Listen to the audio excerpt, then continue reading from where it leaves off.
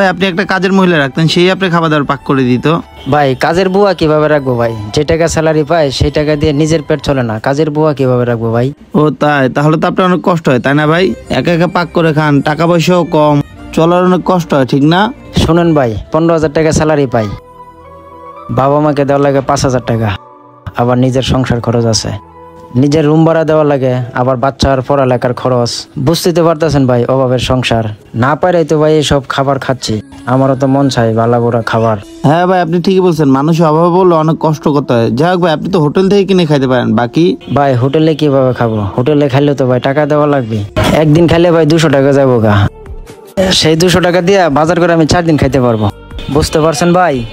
আরে ভাই আপনি তো ভালো করে জানেন দেশের যে পরিস্থিতি আর বাজারের যা অবস্থা, সবকিছুর দাম বাড়তি, সেই জন্য ভাই শুকনা খাবার খেয়ে কোনো রকম বেঁচে আছি। আর সত্যি কথা বলতে ভাই, আমার পকেটটাও খালি, ওরকম ভাবে টাকা পয়সা নাই, তো সেই জন্য ভাই বাজার